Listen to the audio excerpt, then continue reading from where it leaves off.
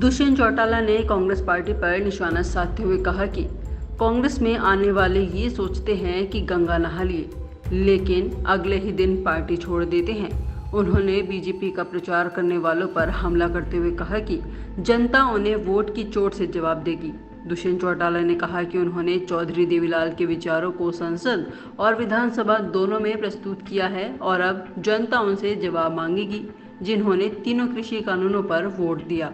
कद तो एक कार्यकर्ता का पार्टी में है, उस कद के साथ चौधरी देवीलाल के विचारों को मैं पार्लियामेंट में भी लेके गया और विधानसभा में, और आज जनता उनसे जवाब मांगेगी जिनने तीनों कृषि कानूनों पर वोट दिए पार्लियामेंट के अंदर, जो वहाँ बैठे रहे, जिन्हें बीजेपी का प्रचार कर कर आज कांग्रेस में आकर ये सोचते कि गंगा नाली है।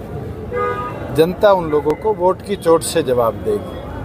सर, अभय चौटाला लगातार कहते थे कि हमने जेजेपी जिसके साथ गठबंधन किया है, अब उन्होंने दूध में से मक्खी की तरह निकाल कर चलो, उनके तो कैंडिडेट जो अनाउंस करे थे वही भागने लगे।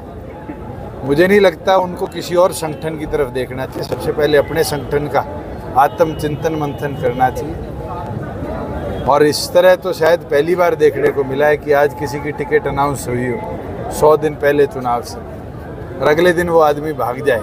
ये तो संगठन की कमजोरी साफ दिखती। सर, इस बार मुद्दे क्या रहेंगे? देखो, आज हरियाणा प्रदेश के अनेक मुद्दे हैं जिनको आने वाले दिनों में जन जागरण अभियान के तहत घर घर तक हम ले जाने का काम करेंगे, लड़ाई करेंगे। अभय चौटाला पर कटाक्ष करते हुए दुष्यंत चौटाला ने कहा कि अभय लगातार कहते थे कि उन्होंने जेजेपी के साथ गठबंधन किया है, लेकिन अब उनके उम्मीदवार पार्टी छोड़ने लगे हैं। उन्होंने कांग्रेस को आत्मचिंतन करने की सलाह दी और कहा कि संगठन की कमजोरी साफ दिख रही है। दुष्यंत चौटाला ने कहा कि हरियाणा प्रदेश के कई मुद्दों को जन जागरण अभियान के तहत घर घर ले जाने का काम करेंगे। इस पर आपकी क्या राय है, कमेंट बॉक्स में बताइए। ब्यूरो रिपोर्ट अलग हरियाणा।